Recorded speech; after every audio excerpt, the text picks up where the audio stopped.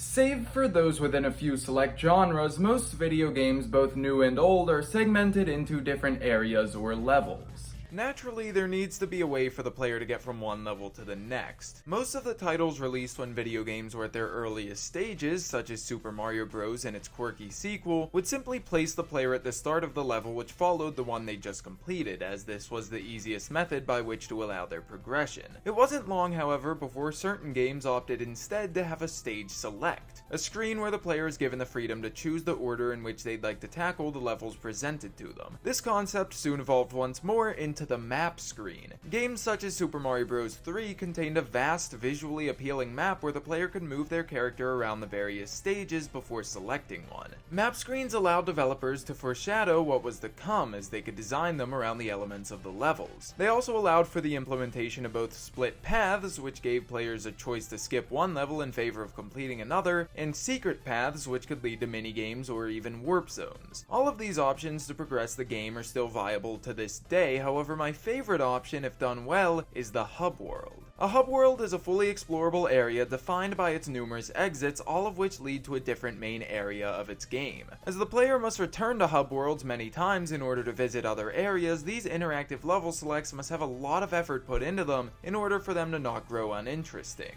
Many hub worlds, in order to keep a player's attention, are gifted constant changes. These changes oftentimes consist of new characters or secrets being added to them. Sometimes hub worlds even contain areas which are out of reach until the player gains a certain ability or item which allows them to explore further. A hub world requires a lot of refining in order to be cemented into a player's mind as a good area, and because of this, not all of them are memorable. But that's not to say that all of them fall flat. In fact, many hub worlds have come to be known as some of the most iconic areas in the history of video games. I'd like to discuss my 5 favorite hub worlds now, but keep in mind that the elevator from Luigi's Mansion 3, being a fully explorable area with a different entry point for each individual level, could technically be considered a hub world as well, so just know that I'll exclusively be listing the more conventional examples.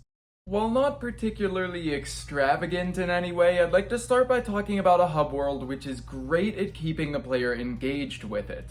At number 5 is Kids Spaceship from A Hat in Time. This massive house-like vehicle, suspended over the planet on which the majority of the game takes place, contains all of the aforementioned elements which contribute to the making of a good hub world. Firstly, design-wise, the spacecraft looks like a house, save for some oddly lit futuristic tunnels. It has a brightly colored bedroom, a kitchen, a laundry room, a living room, and more. It has elements of both a house designed by a lighthearted child and a spaceship, as that's still what it primarily serves as. Even before discovering all that this floating vessel has to offer, its playful design alone, which is very fitting of the game's overall tone, was enough to initially entice me. Moving on from the ship's visual design, Hat Kid, the game's protagonist, makes her way to different areas via telescopes littered about her spacecraft. These telescopes are gradually made accessible as the player obtains timepieces and gains new abilities thanks to numerous hats. This prevents players from uncovering all of the ship's secrets during their first time exploring it, instead slowly allowing them to access more areas over time. In terms of secrets, the ship has many to uncover. There are some funny lines of dialogue to be read if the player examines certain objects, but there are also relic pedestals to be found hidden deep within the vessel, which open up time rift challenges. Finding these pedestals and conquering the levels associated with them is a very rewarding task. It's also worth noting that some of the characters present in the game's numerous chapters will actually begin to hang out inside of Hat Kid's spaceship as she obtains more timepieces, and will bring with them some nice additions such as Death Wish mode and a personal band. There are a few more minor aspects of the ship, such as a slot machine and a mountable Roomba, but that's essentially all this spacecraft has to offer. All of its different elements come together to form a hub world which is fun to explore and exciting to watch evolve.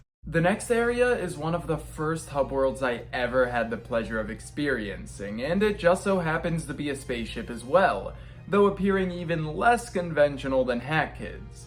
At number 4 is the Comet Observatory from Super Mario Galaxy. I'd like to apologize to one Starship Mario fan in particular, as the sequel's hub world is arguably the better choice, containing more unique characters and activities and evolving more as the player progresses. However, I never managed to enjoy exploring it as much as I did the observatory. While this spaceship houses less in terms of unique activities and makes traveling to different worlds less convenient, it matches the tone of the first Super Mario Galaxy, which I just so happen to like better than the tone of the second. The first game tends to highlight the somber loneliness of outer space, while the second goes for a far more grand, adventurous feeling. Both games are great, and I love that they go in different directions in a sense, but the melancholic loneliness made prominent in the first game, particularly within the Comet Observatory alone, is what makes me favor this hub world as opposed to Starship Mario. When the player first arrives at this magnificent vessel, it's anything but. Most of the area is shrouded in darkness, and only a few Lumas are seen on board. The player can traverse the dark areas, but nothing's waiting for them there. With only a singular dome to enter on this peaceful yet empty vehicle, the player is forced into their first handful of galaxies. After obtaining power stars from within these galaxies, however, the shining beacon present within the spaceship's center will begin to brighten, driving off the darkness and subsequently allowing Mario to visit more of the ship's landmarks. Similar to Kids Spaceship, the hub world will become far more lively as well. More Lumas will begin to crowd the area, as will a few Toads, Guillermos, and even Luigi. Eventually, a red star will even become accessible on the ship, allowing Mario to glide freely around the vessel and obtain some hidden one-ups. A library is also available to enter, in which Rosalina will read the player a book which tells the story of how the Comet Observatory was created. The area is also designed with vertical traversal in mind, as opposed to simply horizontal, containing numerous different levels which get thinner as they rise in altitude. This choice to design the area in such a way that it requires more precise movement as the game progresses is one that I really like, as it allows the player to practice their platforming skills without the risk of losing lives, even if only to a minor extent. While somewhat lacking in optional activities and secrets, the Comet Observatory is still one of my favorite hub worlds to relax in.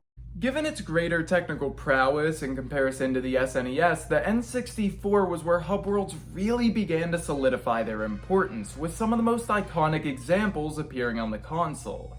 At number 3, however, is one of the lesser known from this era, Windy from Conker's Bad Fur Day. Despite technically being the title's second chapter, Windy serves as a hub world as well, although quite an unusual one. It's similar to most others in the sense that the game's other areas can be accessed from it, and many can be seen before they're accessible, but is also different in the sense that it houses virtually no secrets, save for a few wads of cash, and no optional activities. Instead, what makes this hub world so memorable is the nature of the game it's tied to. Conker's Bad Fur Day is a vulgar title which deems nothing off limits, including but not limited to blood, nudity, alcoholism, and sexual activities. Because of the title's crude personality, every character and event present within it is one to remember, including those encountered in Windy. In fact, despite the area's small size, this hub world contains a group of foul-mouthed wasps, a divorced queen bee whose hive is equipped with a built-in rocket launcher, a few ill-mannered dung beetles, an alcoholic scarecrow, and an introverted barrel. The characters met in this area are already enough to cement it into the minds of players. However, the events that unfold in Windy in order to open up the paths to new chapters are also very memorable. These events can consist of anything from Conker murdering a cow by stuffing it full of prune juice in order to roll a massive ball of shit up a mountain, which he can then use to gain the height necessary to continue, to the squirrel simply being drafted into a war. Despite being relatively empty at its surface, containing naught but an open field, a flowing stream, and a shit-soaked mountain, this hub world's character is what gives it its quirky identity. Also of note is the fact that the chapters are foreshadowed in very minor ways through Windy's visuals. Right before entering the loading zone which leads to Barn Boys, the player can see a barn in the background, and the entrance to its war is heavily fortified with barbed wire and steel. While minor, these details allow players to speculate about the worlds they'll encounter before they're actually able to do so, which is something that I always appreciate. There's one final detail about Windy that I love, though this particular one may only be recognized by those like me who are absolutely abysmal at the game. Being one who finds Conker hard to precisely control, this game took quite some time for me to conquer, though even for a seasoned player its chapters may still prove far from short. As such, anytime the player leaves Windy, it's safe to assume that they won't revisit it for quite some time. This gives the area a very homey feeling. It's a safe zone, which, after struggling to piss on some fire imps or avoid the bullets of a terroristic regime of teddy bears for long enough, the player may begin to long for. Windy provides a sense of assured protection which isn't offered anywhere else in the game. And while all hub worlds tend to do this, Windy's effect in particular is magnified due to how long the player has to abandon the area at times. The Nintendo 64 was home to some of the most iconic hub worlds present in video games, and the Nintendo GameCube made sure to follow this trend, though to a lesser extent.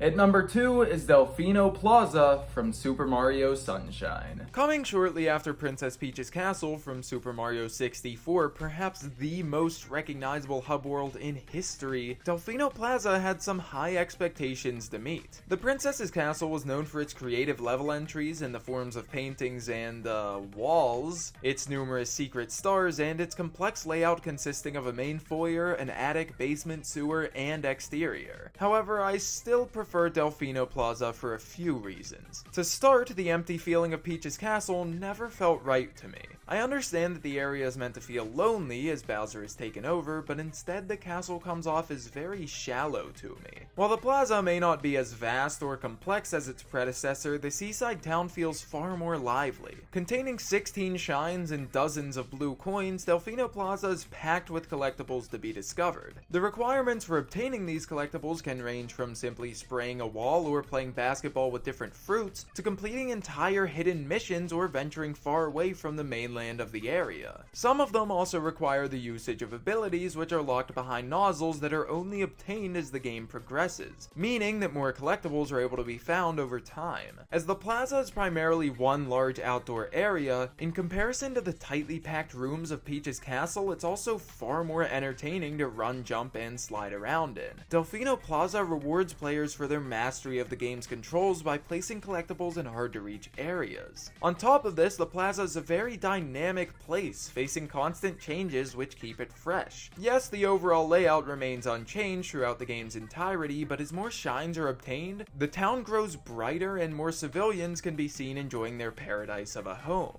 Numerous threatening events also occur, such as the sprouting of proto-piranhas, the appearance of Bowser Jr.'s submarine-like vehicle, and the flooding of the plaza that, when resolved, open the way to different stages. This consistent flow of changes in the hub world makes sure that the player will always have something new to look forward to upon returning to it. Let's not forget that Super Mario Sunshine is also one of the few Mario titles where stages can be seen from other places in the world, and as such, being able to locate Pinna Park, Corona Mountain, and Serena Beach all from Delfino Plaza makes the hub world feel much more real than it otherwise would. There's one series in particular which I feel has never failed to make a hub world feel alive, and that is the Paper Mario franchise. My favorite hub world is the second in the series, Rogueport from Paper Mario: The Thousand-Year Door. With its most recent 3 installments, the franchise has ventured away from hub worlds in favor of either maps, as is apparent in both Paper Mario Sticker Star and Color Splash, or interconnected worlds, as is the case in Paper Mario: The Origami King. While these titles don't contain hub worlds per se, they do have town areas which are portrayed in a similar manner. And while they are all very detailed and well-crafted areas, again, they aren't technically hub worlds. The first 3 games in the Paper Mario franchise, however, do contain hub worlds, and it was fairly difficult to choose which was my favorite. The original Paper Mario contains an iteration of Town Town which is quite flawless. The highly populated area houses extremely diverse ways to enter each chapter, ranging from simply walking out of the town to walking through a magical door which should by no means feasibly exist, riding a train, or riding a whale. The town is segmented into different districts, with something or someone interesting and unique to find in every part of it, including its sewer system.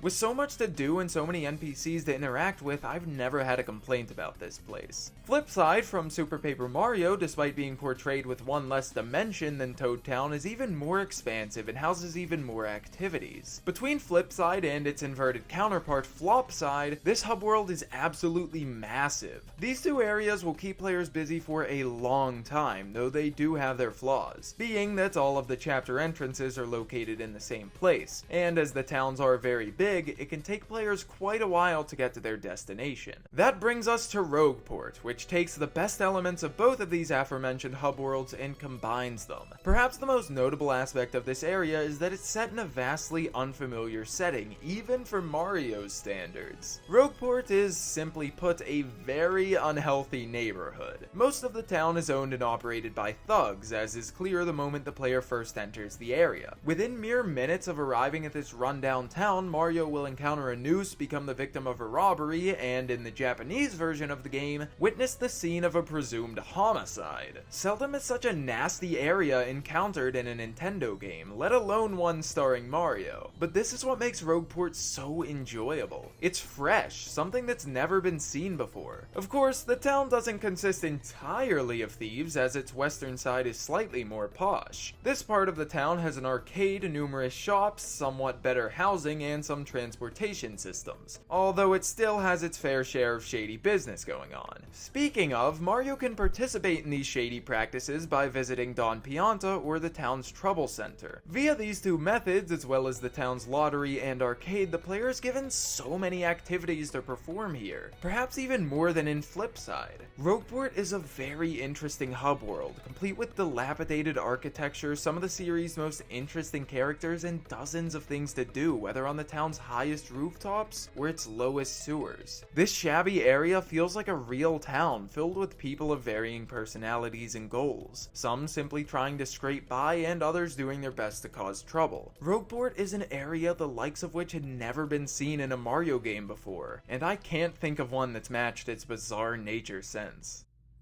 Ever since they initially came to be, hub worlds have provided a consistent way to morph the generic level select into a far more exciting and interactive aspect of video games. Of course, some games have world maps that are as well functioning as they are pleasing to the eye, and others get by just fine with having a basic level select screen. Not every game will need a level select in the format of a hub world, and some may not need one at all, but those that do almost always benefit. These areas being revisited so frequently and also being linked to every individual world or level in their respective games are given the perfect excuse to cram everything they can into the space they have. Which is why, so frequently, hub worlds such as those in Super Mario Galaxy 2 and A Hat in Time contain elements from so many of the game's areas, be it power-ups, species, or just visual aspects. These areas need all that they can to keep players engaged, and as such, they're often some of the most creative areas in their titles, and some of the most memorable that I've ever encountered. Thank you all so much for watching.